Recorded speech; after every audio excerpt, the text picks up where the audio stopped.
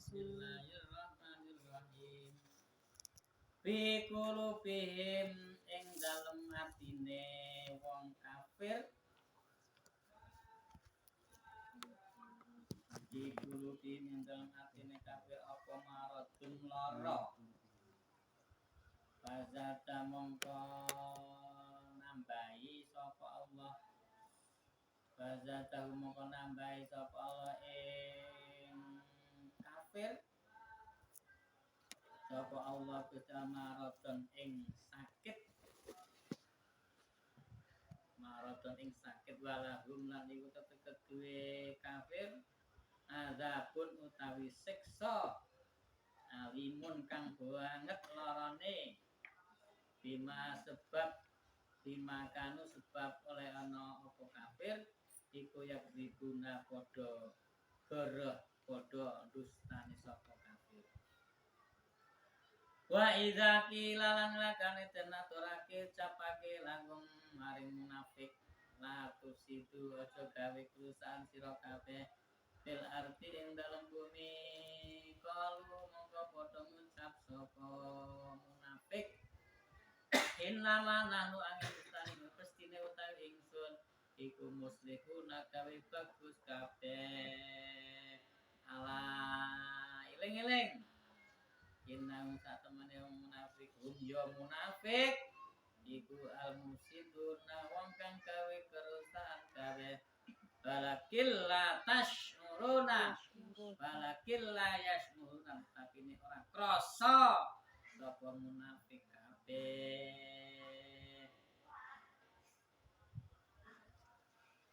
Allah Ta'ala telah menutup hatinya orang-orang kafir sehingga apa yang dia lakukan itu seakan-akan benar. Maunya dia menipu Allah dan orang-orang beriman, tetapi dia tambah menipu dirinya sendiri. Jadi dia tidak terasa. Di dalam hatinya itu ada penyakitnya. Fazadahumullahu marada, maka Allah akan tambah penyakit itu. Semakin hari semakin tambah penyakitnya. Walahum azabun alim, dan siksa bagi orang-orang kafir itu sangatlah pedih, alim atas apa yang dia dustakan.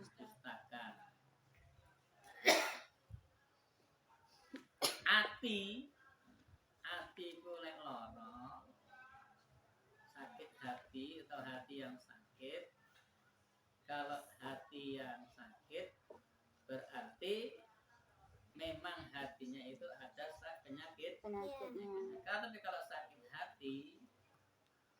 hati berarti hatinya sakit. Korban janji palsu. Kalau hatinya sakit berarti ada penyakit. Ya. Kalau sakit hati, korban perasaan. Kan beda, cuma sakit hati dengan hati yang sakit. Yang dibahas di sini adalah sakit hati apa hati yang sakit? Hati yang sakit. Apa penyakit dalam hati termasuk? Di antaranya riya, sombong, takabur, iri hati, dengki, sum'ah, terus tamak. 9. Di antaranya adalah suudzon. Itu juga termasuk penyakit hati. Nah, hati yang punya penyakit, hati yang penyakitan, berarti hatinya itu enggak sehat. Nah, penyakit hati ini lebih bahaya daripada penyakit jasmani. Kenapa? Karena penyakit hati itu kan bisa menjerumuskan dia ke jalan yang tidak baik. penyakit hati itu terbawa sampai akhirat. Nggak ada penyakit jasmani itu terbawa sampai akhirat. Tapi kalau penyakit hati itu terbawa sampai akhirat. Yang menentukan baik dan tidaknya di akhirat itu adalah hatinya itu. Kalau hatinya salim itu apa? Salim itu apa? Selamat. Jauh dari penyakit, termasuk bangga diri, ingin atau benar sendiri, itu juga termasuk penyakit hati. Merasa benar sendiri itu juga termasuk penyakit hati. Kita antisipasi. Penyakit 9 itu bisa terkalahkan dengan 1, yaitu apa? Penyakit 9 itu bisa terkalahkan, bisa terobati dengan hal 1, yaitu kok budek sih? dengarkan dong. Penyakit yang jumlahnya 9 itu bisa terobati atau bisa sembuh dengan 1 hal yang namanya sabar, kata Pak Farhan. Terus selesai. Mas Taufik. Ikhlas. Ikhlas itu mengalahkan segala-galanya. Karena ikhlas itu tidak memanggung beban. Kenapa? Kita lakukan itu mukhlis. Mukhlis itu karena Allah. Kalau 1 itu kita punya, maka 9 itu tidak bisa masuk. Kenapa? Karena ikhlas itu wilayah Allah Subhanahu wa Ta'ala. Mukhlisina lahud din. Kalau sudah ikhlas, benar-benar ikhlas. Maksudnya ikhlas itu apakah kita ikhlas, Allah juga ikhlas. Surat Al-Bayyinah ayat terakhir loh. Jazaohum Darobihim jannatu adnin tajri min tahtiha al-anharu khalidina fiha abada. Radiyallahu anhum wa radu an. Dzalika liman khasyiya rabbah. Radiyallahu Allah ridha terhadap orang-orang yang taat kepada Allah. Allah juga yang melakukan juga ridha. Radiyallahu anhum wa radu an. Jadi Allah ridha, kita pun juga ridha. Kalau kita ridha, apa yang kita lakukan itu akan membawa apa? Kehidupan kita terasa ringan. Kenapa? Karena yang kita lakukan tidak menanggung beban. Nah, kalau penyakit kita, penyakit yang umum itu apa? Penyakit yang mulai dari asal dulu itu apa yang sudah melekat dalam diri manusia? Iri, dengki. Dari siapa diawali? Dari iblis kepada Nabi Adam, diikuti anaknya Nabi Adam yaitu Qabil sampai pamannya Nabi sendiri iri dengan Nabi Muhammad sallallahu alaihi wasallam. Karena penyakit iri ini kalau kita nggak benar-benar berusaha untuk menghilangkan, maka tetap melekat di dalam hati. Kalau sudah ada penyakit iri ini, maka hidup kita ini terasa sempit. Karena iri itu biasanya seimbang Dengki, iri, dengki itu biasanya sepadan. Kalau kita bisa mencermati, janganlah kita mempunyai sifat iri. Sepadan artinya sepadan apa? Bakul bakso irine karo bakul bakso, bakul mie ayam irine karo bakul mie ayam, bakul sayur irine karo bakul sayur, sayur. Toko irine karo toko, bakul cendol irine karo bakul cendol, bakul bakso iri karo supermarket. Wajar enggak tidak, sepadan kan? Kiai irine karo kiai, ustad irine karo ustad, ustad. Ngopo kok bupati kok enggak iri karo bupati? Kenapa? Kenapa kok bupati enggak iri dengan bupati? Karena bupati ada SK-nya. Ya.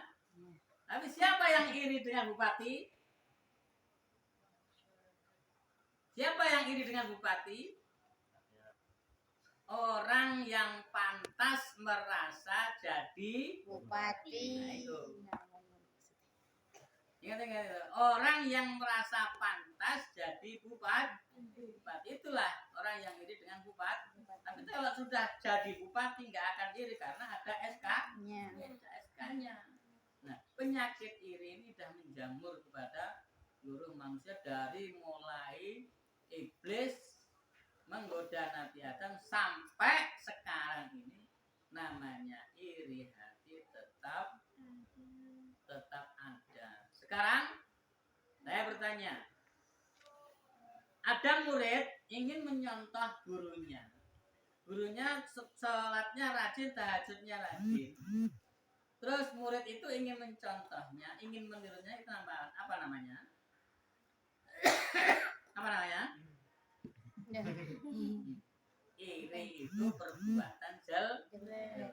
Tapi kalau perbuatan baik bukan iri. Tulis namanya rito. Rito itu apa? Ingin menyeimbangkan amaliyahnya terhadap orang yang dikagumi, itu namanya rito, bukan iri. Tapi kalau iri itu biasanya ingin mengalahkan. Kalau sudah dengki, maka urusannya sudah jauh. Kalau sudah iri dengki, maka dia akan berusaha untuk mengalahkan bahkan membunuhnya. Kalau sudah dengki. Penyakit seperti ini perlu kita antisipasi. Namanya manusia, wajar sebenarnya. Tapi karena manusia itu diberi dasar apa? Agama, ya kita hindari yang namanya penyakit kolbun ini. Karena dampaknya itu akan walahum adzabun alim. Dampaknya itu akan menjadi siksa yang sangat pedih. Atas apa? Karena kanu yakdibun, atas apa yang ia dustakan. Awalnya orang-orang kafir itu karena hatinya diberi penyakit oleh Allah, lantaran dia tidak mempercayai adanya Al-Quran yang diturunkan oleh Rasulullah Shallallahu Alaihi Wasallam. Kenapa kok enggak aku yang diberi Al-Quran? Itu salah satu iri, salah satu sifat dirinya manusia. Kenapa kok enggak aku yang jadi nabi? Padahal aku kaya, aku punya pangkat, punya martabat. Sedangkan nabi hanya seorang pengembala kambing. Tapi kenapa kok enggak aku? Itulah salah satu ciri manusia yang dihinggapi dengan sifat iri hati. Sombong adalah menolak kebenaran. Sombong itu termasuk menolak kebenaran datang dari Allah. Dia tidak menerima, itu juga termasuk sombong. Bukan berarti orang yang sombong jalannya agak jegek ini, jalannya nggak merunduk, tapi barang siapa yang menolak kebenaran dari Allah itu sudah termasuk sombong. Maka penyakit itu ayo kita antisipasi dengan belajar memperdalam ilmu agama, memperdalam ilmu tauhid, memperdalam ilmu tauhid, mempelajari Al-Quran agar hati kita terlepas dari pada penyakit. Itu lewat kelek ganti sifat ini wenteng. Artinya apa? Los. Apa sing dilakoni menung? So karpe kono arti ngene-ngene ya karep. Tapi lah awake dhewe punya iri hati, mempunyai sifat dengki, kita usaha sedikit diiringi kawan-kawannya ya kita nggak tenang. Kalau kita diiringi sama orang lain ya nggak apa-apa, yang penting kita nggak ngiri. Wa idza qila lahum la tufsidu fil ardi qalu innama nahnu muslihun. Orang-orang munafik itu pekerjaannya bikin kerusakan di atas bumi. Tapi dibilangi qalu inna nahnu muslihun. Munafik, kamu jangan bikin kerusakan di atas bumi. Jawabnya apa? Qalu innama nahnu muslihun. Aku ini enggak bikin kerusakan, tetapi saya ini berbuat kebaikan. Orang munafik kalau ketemu orang mukmin ikut mukmin, kalau ketemu orang kafir ikut orang kafir. Ketemu orang kafir ngomong aibnya orang mukmin, tapi pada dia itu bikin kerusakan, tapi dalihnya apa? Qalu inna nahnu muslihun, bahwasanya saya enggak bikin kerusakan, saya berbuat kebaikan kok. Tapi apa? Ala innahum humul mufsidun walakin la yash'urun. Ingat-ingatlah, sesungguhnya orang-orang yang munafik itu berbuat kerusakan tetapi tidak terasa atau tidak merasa. Wong lek gak ngerasa angel. Ya. Berbuat jelek tapi tidak merasa berbuat jelek. Itu susah. Itu sifatnya orang munafik. Kalau orang yang mukmin berbuat salah selalu istighfar taubat. Tapi kalau orang munafik, orang fasik, berbuat jelek tapi anggapannya berbuat baik. Inna ala innahum humul mufsiduna walakin la yash'urun. Orang-orang yang berbuat kerusakan. Padahal Allah menjadikan khalifah di muka bumi ini untuk menjaga bumi. Tapi manusia munafik, manusia fasik selalu bikin kerusakan, tapi dia tidak merasa. Iso itu sing ngerasa lek awake dhewe sebagai hamba harus taat kepada yang kuasa. Sebab itu ayo kita belajar menghilangkan sifat hasud, iri, dengki, apalagi sum'ah, riya dan sebagainya itu. Riya itu apa? Riya termasuk pamer itu termasuk syirik kecil. Kenapa? Kita lakukan sesuatu tidak karena Allah tapi karena orang lain. Itu namanya syirik shahir.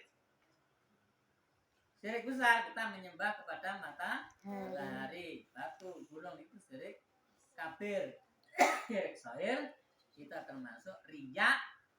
Apa yang kita lakukan, kita omong-omongkan, itu termasuk syirik shahir. Shahir apa shahir? Kecil. Kita belajar menghilangkan sifat-sifat madmumah, sifat-sifat tercela Nah. yang ada di dalam kolbu kita. Kalau hati kita kena penyakit itu, sayang sekali. Hati kita ini tempatnya yang mulia. Kalau terhinggap pada penyakit itu, maka tidak akan selamat dunia dan akhirat. Orang bisa masuk neraka lantaran punya sifat iri, Dengki. hasud, takabur, riya, tamak, dan sebagainya. Itu semua kalah dengan sifat mukhlis atau Las. belajar sing Las. rek nandangi sing andangi apa-apa belajar Las. aja gedung Mel. aja sambat. Paham. Paham kan? Rek nandangi apa-apa sambat. Wah, kau selalu kau sengaji terus sambat ra karuan. Ora ikhlas ngono kuwi jenenge. Sambat karo awake Dewi. Nah, mudah-mudahan kita dijauhkan dari sifat madmumah oleh Allah. Amin. Diganti dengan sifat lawan katanya madmumah apa? Mahmud. Mahmudah. Saniatul Mahmud. Di sini. Nah, mudah-mudahan Allah memberikan petunjuk kepada kita. Amin.